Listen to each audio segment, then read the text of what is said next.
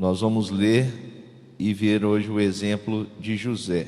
Hebreus 11, a partir do verso 22. Aliás, só o versículo de número 22. Você, por favor, mantenha a sua Bíblia aberta enquanto estarei lendo este versículo. Diz assim: pela fé, José, próximo do seu fim, fez menção do êxodo dos filhos de Israel, bem como deu ordens quanto aos seus próprios ossos.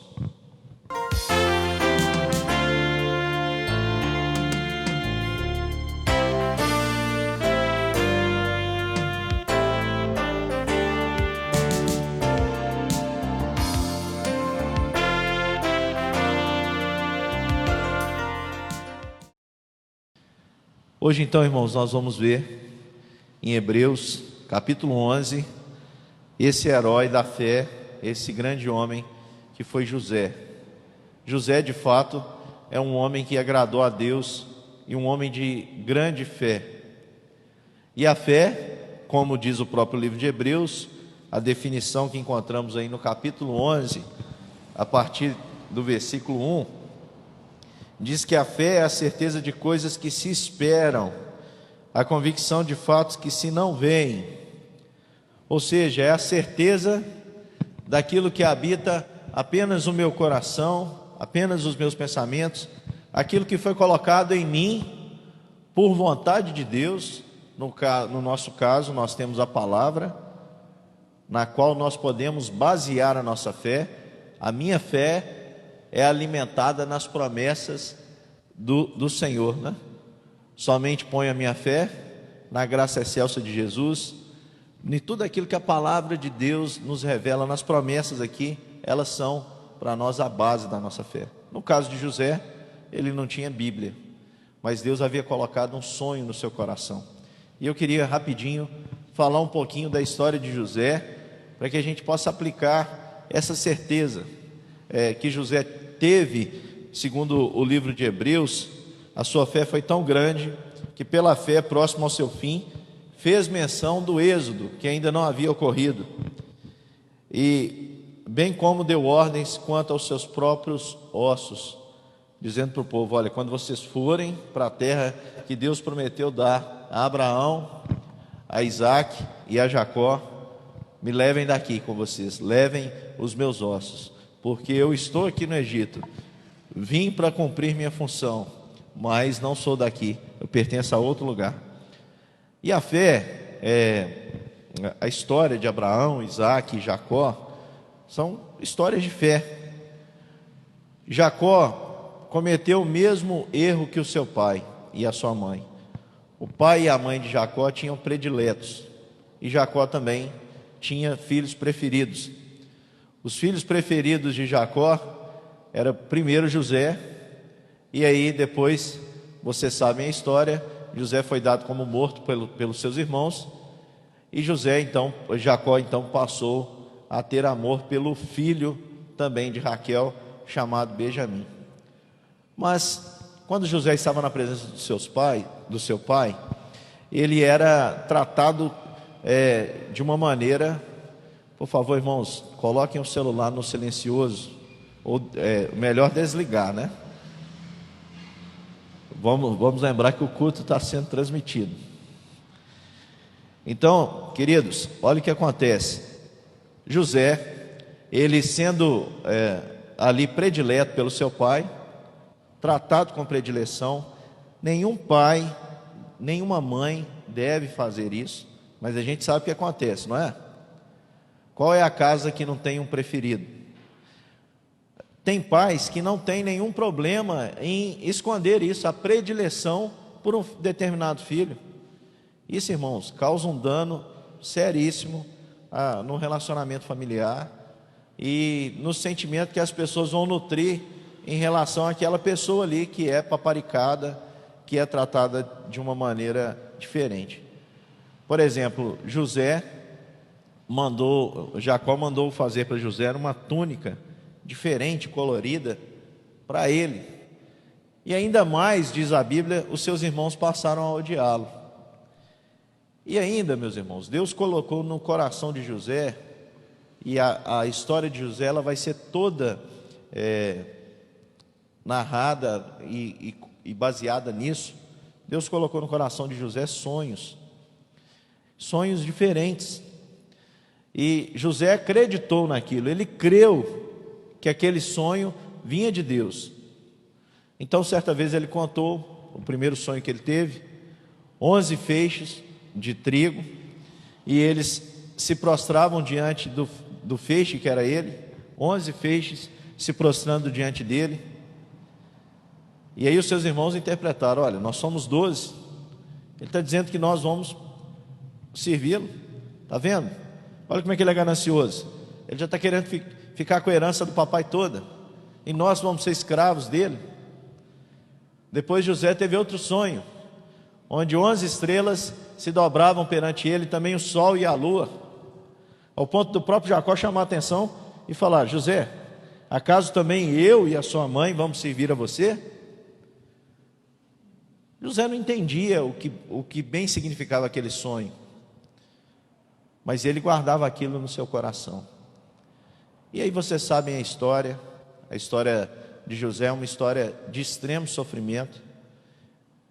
Conta-nos no livro de Gênesis que José, tendo ido obedecer a seu pai e ver como estavam seus irmãos, que há muitos dias estavam a apacentar o rebanho, indo ele ao encontro dos irmãos, quando ele vinha de longe, os irmãos já disseram: lá vem o tal sonhador.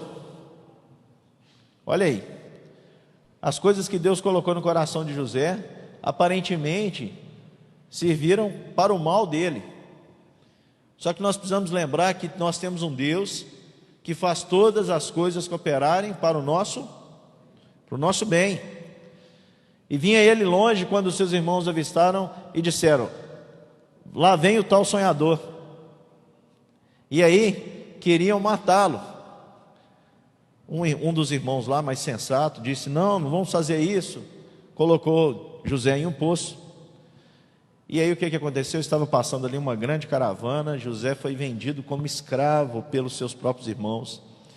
E eles então tiveram uma ideia, pegaram a túnica, mancharam ali de sangue de um animal e levaram para o seu pai, dizendo: olha, nós achamos essa túnica, provavelmente o nosso irmão foi morto por alguma besta, por alguma fera, e Jacó sofreu muito com aquela possível ali perda do seu filho. E, irmãos, José foi para o Egito, foi vendido como escravo para Potifar, um comandante, chefe ali das tropas do Egito. E na casa de Potifar, a palavra de Deus diz que o Senhor era com José, e tudo que ele colocou a mão fez prosperar. Por isso ele se tornou mordomo, ao ponto do seu patrão confiar tanto nele, que não sabia de nada da administração da casa, senão do pão que vinha à sua mesa e ele comia. Era Deus já dando um estágio para que José chegasse a ser governador do Egito, né? Ele não sabia nada disso, mas Deus foi com ele ali. Ele aprendeu, eu imagino, ali na casa de Potifar, como é que funcionava o Egito, como se portava um comandante. Ele aprendeu sobre administração, ele aprendeu sobre liderança. E José, a Bíblia diz que ele era um camarada bonito. E a mulher de Potifar então começou a desejá-lo e queria que ele se deitasse com ela. E José ficou firme e disse: eu não posso pecar assim contra Deus. É muito interessante, irmãos, a perseverança de José em meio a situações difíceis.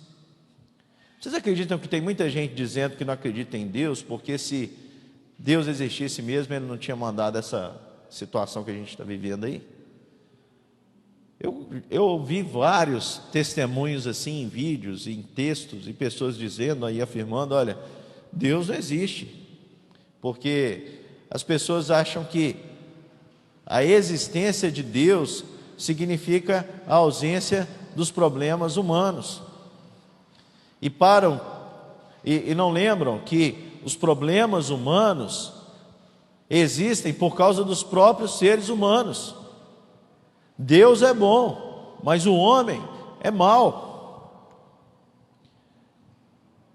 E é interessante que em um contexto de traição, em um contexto onde José tinha ali seus 17 anos, 16 anos, quando foi levado para o Egito.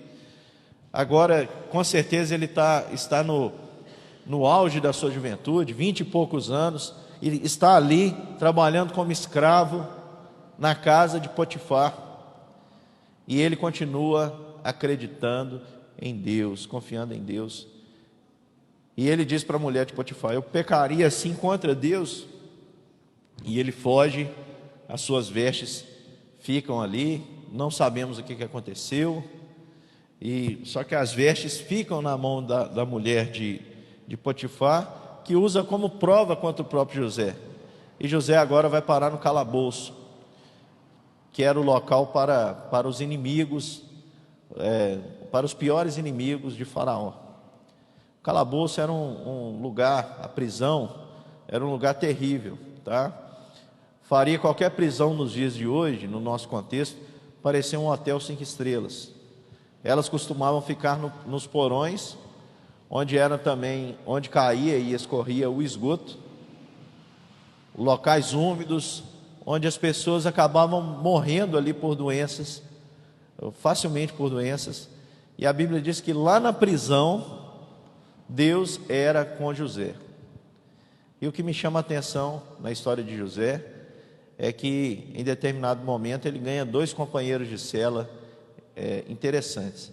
A história bíblica não narra exatamente quanto tempo José passou na prisão, mas estima-se que José tenha ficado preso por mais de 15 anos. Você já parou para pensar? Tem quanto tempo que você está preso na sua casa? Mais ou menos, né? Semi-aberto, o regime que você está. É bom? E olha que sua casa tem uma cama gostosa para você dormir, tem o seu edredom, tem o seu travesseiro, né? Tem a geladeira que você assalta, não é verdade? Agora pensa um calabouço. A comida era a mesma todo dia, não tinha colchão, não tinha aparelho para se barbear, não se cortava o cabelo, não se tomava banho, não tinha direitos humanos naqueles dias. E José viveu ali. Queridos irmãos, a fé desse homem de fato é surpreendente. Porque se fosse eu e você no lugar dele, com certeza por muito menos nós teríamos abandonado o nosso Deus. Nós teríamos dito que Deus não existe. A gente ia dizer que aquele sonho que Deus colocou no nosso coração, aquilo era uma mentira. Nós com certeza pararíamos de crer. Mas aquele homem, José, é um homem de fato que fez jus a estar nessa galeria da fé. Que testemunho que José teve. Que testemunho que José obteve. Que testemunho que José deu em todas essas situações. Quando foram parar ali o copeiro e também o padeiro de Faraó, ambos tinham tido sonhos e estavam ali aflitos. E nessa altura a Bíblia diz que todos se agradavam de José. José já tinha ganhado a confiança de todo mundo. Ele era o responsável pela prisão. Eu imagino que o carcereiro falava: Senhor José, toma aqui a chave, se precisar de alguma coisa, você pode sair aí e pegar. Tamanha era a confiança naquele homem e no caráter daquele homem. E quando ele estava ali na prisão, já tendo passado toda a sua juventude, ele vê aqueles homens tristes, com um semblante triste, e aí José pergunta: olha, o que está acontecendo? Aí disseram: olha, nós tivemos um sonho e não sabemos o significado. E é muito interessante o que José responde àqueles homens. José diz: os sonhos não pertencem a Deus? Conte-me isso. Olha a declaração de José: os sonhos não pertencem a Deus? Me contem. Então contaram para José o sonho. José interpretou, deu a interpretação e disse para aqueles homens: olha, quando vocês saírem daqui, não se esqueçam de mim, porque eu estou aqui de maneira injusta. E eles saíram, um deles foi morto, o outro voltou a atender ao rei, pessoalmente, né? O copeiro. E o que acontece? Passa-se muitos anos, José não é lembrado, e aí acontece de Faraó agora ter sonhos. E vocês lembram do sonho de Faraó? Ele sonhou com 7 vacas gordas e 7 vacas magras. E as 7 vacas magras comiam as 7 vacas gordas e não engordavam. E sonhou com 7 espigas gordas e 7 espigas mirradas. As 7 espigas mirradas, e quando eu era criança eu ficava imaginando, né, como é que uma espiga come a outra. Mas é o que a Bíblia diz que Faraó sonhou, que as espigas mirradas devoravam as espigas cheias e continuavam mirradas. E aí Faraó, não querendo ser enganado, disse: olha, eu quero que vocês interpretem meu sonho, porque quem não interpretar o meu sonho, vou matar. E ninguém era capaz de interpretar o sonho de Faraó. Aí o copeiro lembrou de quem? Lembrou de José e disse: olha, quando o senhor não se agradou de mim, eu fui parar lá na prisão, eu conheci um homem que interpretou o meu sonho. Aí mandaram chamar José, fizeram aquele trato em José, tiraram a barba, cortaram o cabelo e o apresentaram diante de Faraó. Preste atenção que toda a história de José gira em torno de sonhos. Todo homem precisa de um sonho para viver. Todo homem precisa de um propósito para viver. Uma vida sem sonho, alguém disse, não vale a pena ser vivida. E você poderia dizer que muita gente hoje está vivendo sem sonhar? Você poderia dizer que tem muitas pessoas hoje que existem, mas que existem sem propósito, parece que não tem uma aspiração maior. E é assim mesmo. A gente não sonha nem os nossos sonhos e nem aquilo que Deus projetou e que teologicamente hoje é chamado dos sonhos de Deus. Eu gosto mais da expressão promessas de Deus. Afinal de contas, o meu Deus e o seu Deus não sonha, porque Ele não dorme. As promessas dele são realidades, mas nós não vivemos e nós podemos sonhar, nós não sonhamos no sentido de aspirar e desejar que as promessas de Deus se cumpram através de nós. José, ele continuou crendo em todo o tempo que aquilo que havia sido colocado no seu coração lá na infância, na adolescência, era de fato algo que vinha de Deus. E aí você sabe a história, ele interpreta o sonho de Faraó e diz: olha, as 7 vacas magras e as 7 espigas magras representam 7 anos de fome, que virão depois de 7 anos de fartura. Vão ser tempos terríveis. E ele ainda dá instrução para Faraó: olha o que você deve fazer. Vai vir uma grande colheita, então você precisa armazenar, para que quando chegar esse período de fome, haja mantimento. E foi assim que o Egito se tornou um grande império antigo, porque era o único lugar naquele mundo antigo onde havia alimento. E foi assim que José fez uma administração extraordinária, onde as pessoas primeiro levaram seus animais, seus bens, depois entregaram as suas terras, depois se tornaram escravos naquela época do Egito, que era assim o sistema daquela época. Assim eles se tornaram para poder sobreviver, e o Egito então se tornou uma grande nação. e aquele povinho, que não passava de uma pequena tribo, né? Poucas pessoas, que era a família do seu pai, encontrou ali uma proteção para que pudesse desenvolver. Qual que era a lei que prevalecia naquele tempo? Era a lei do mais forte. Era assim, principalmente em tempos de dificuldades. Deus queira que nós não enfrentemos isso, né? Mas há poucos anos, se eu não me engano, ano passado, nós tivemos aqui um país vizinho, onde começou a faltar alimento. O que aconteceu? As pessoas começaram a saquear, as pessoas começaram a perder a razão.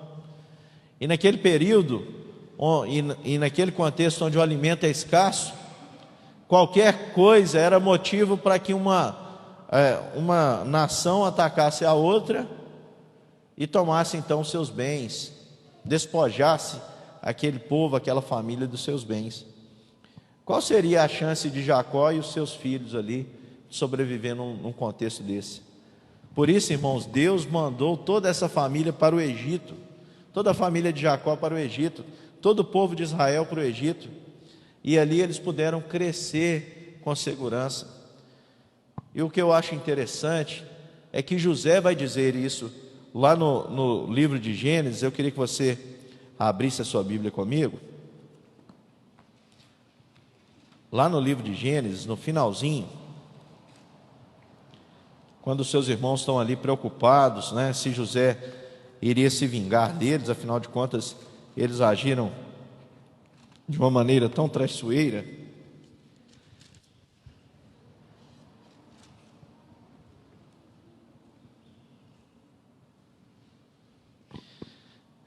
Gênesis capítulo 50, o último capítulo aí.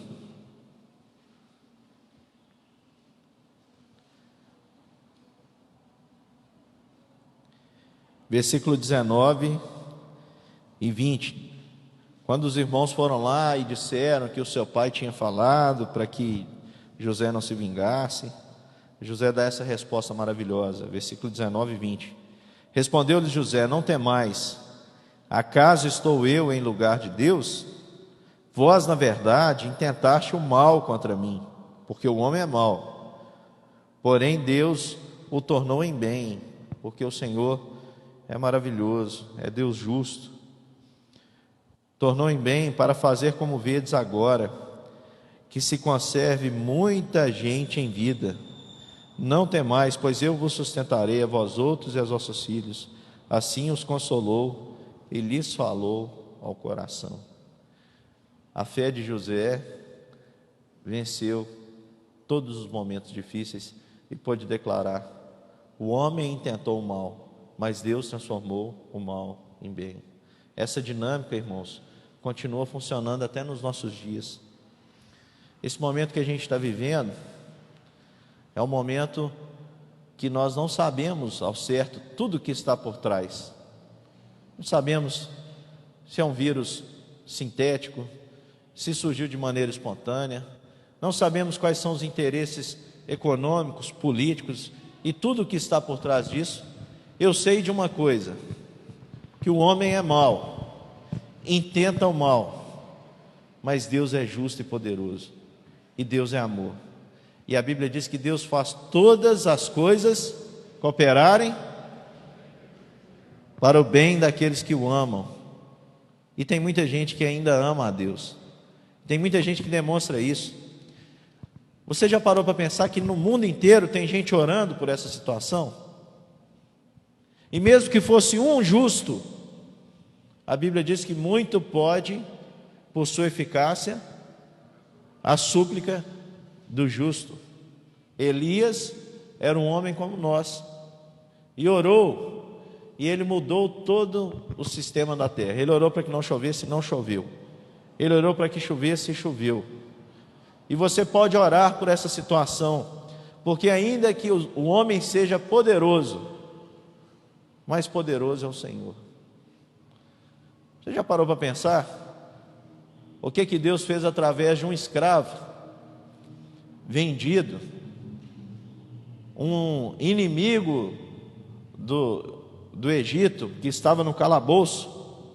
Deus o usou para conservar e para transformar. Deus transformou o mal em bem. Era assim que ele age, é sempre assim que ele age. De maneira que José, ainda que ele percebesse que ali havia conforto, José era o segundo do Egito, presta atenção. José era o segundo do Egito, maravilha. Ele conseguiu para sua família a melhor terra daquela região, maravilha. Ninguém ousaria mexer com aquele povo, porque teria que se ver com o Egito, a nação mais poderosa, maravilha. Mas José não se iludiu com isso, preste atenção. E é aqui que eu quero ler para a gente terminar, versículo 24 e 25 de Gênesis, capítulo 50. Disse José a seus irmãos: eu morro, porém Deus certamente vos visitará e vos fará subir desta terra para a terra que jurou dar a Abraão, a Isaque e a Jacó. E José fez jurar os filhos de Israel, dizendo: certamente Deus os visitará e fareis transportar os meus ossos daqui. Morreu José na idade de 110 anos, embalsamaram-no e o puseram no caixão no Egito. Preste atenção, preste atenção, nós falamos de um homem que creu em um tempo desfavorável, e Deus lhe ouviu as orações, e Deus realizou os seus sonhos, e Deus fez o que ele não via acontecer. Os fatos que ele esperava, Deus fez com que se concretizassem. Esse homem caminhou com fé a sua jornada em tempos difíceis, e agora, quando o tempo era confortável, a fé que havia no coração de José não fez com que ele se iludisse com as coisas que estavam ao seu redor. No Egito, ele era o segundo. No Egito, ele era honrado. José sabia o que acontecia com gente que havia sido grande no Egito. O que acontecia? Virava múmia lá e era adorado para todo sempre. José não se iludiu com nada disso. José disse para os filhos de Israel, falou para eles: olha, com certeza Deus tem algo além disso aqui para vocês. Deus vai visitar vocês e vai levar vocês para a terra que ele prometeu a Abraão, a Isaque e a Jacó. E vocês vão me jurar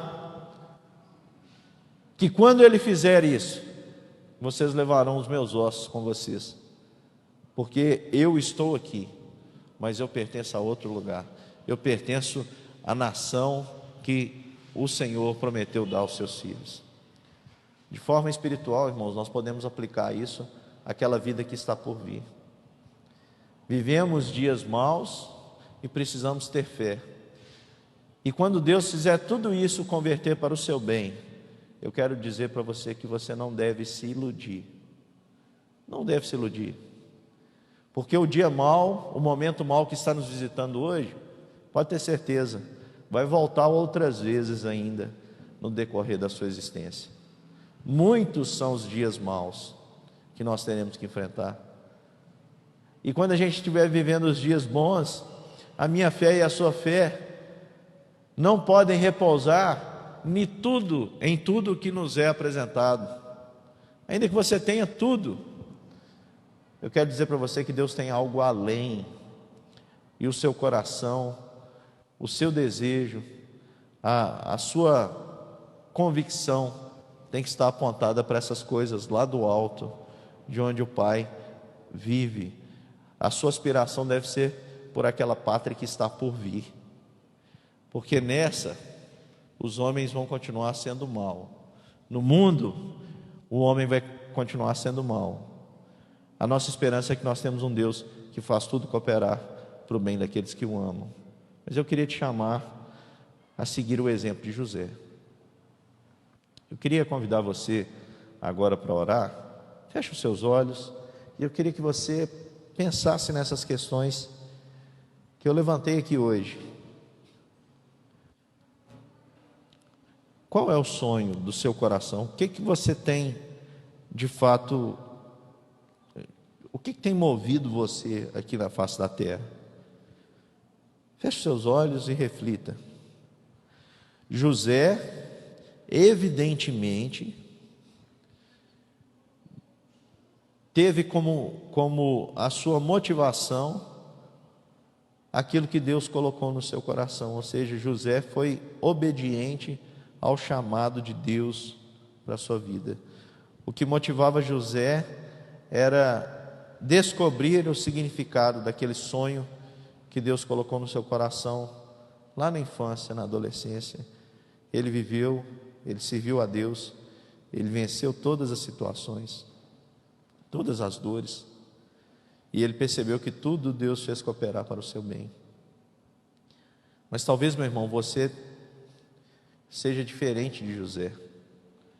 Hoje a sua motivação talvez seja os bens materiais, a sua motivação pode ser outras coisas, conforto, pode ser beleza, pode ser conhecimento, pode ser você tem uma aspiração por sempre estar certo. E eu queria dizer para você que se a sua motivação é essa, ela é muito pequena diante das promessas de Deus para você. Eu queria que antes de orar, você estivesse refletindo no que eu estou falando. Deus tem para você algo muito maior. Deus deu para você uma missão muito maior. A missão de fazer Cristo conhecido, principalmente através dos seus atos. Deus te chamou para pertencer a um reino muito maior do que qualquer império. Deus te chamou para pertencer ao reino de Deus. E Deus te deu uma missão preciosíssima. Assim como José foi no Egito, por onde passou a diferença, Deus quer que você seja assim também no mundo. Sal da terra, luz do mundo. Deus quer que as pessoas vejam Cristo em você, a esperança da glória. E eu queria perguntar, você tem desejado ser assim? A sua motivação tem sido essa, de ser um instrumento nas mãos de Deus? Se não, eu queria convidar você para imitar a José. Você vai pedir a Deus e falar: Senhor, por favor, me faça alguém como José, que se dispôs a ser um instrumento nas tuas mãos, que eu viva, Deus, e deseje cada dia ver se cumprir em mim todas as suas promessas. Eu queria que você pedisse a Deus nesse sentido. Talvez, muito provavelmente, você não vai ver grandes mudanças agora, porque há muito a ser feito para que a nossa nação mude, para que o nosso mundo mude. Mas eu gostaria que você se dedicasse ao máximo, para que você pudesse, no momento de partir como José, partir na certeza de que Deus visitará o seu povo e que Deus completará essa obra que Ele também começou através de você. Vamos orar por isso e pedir a Deus que aumente e nos ajude na nossa falta de fé.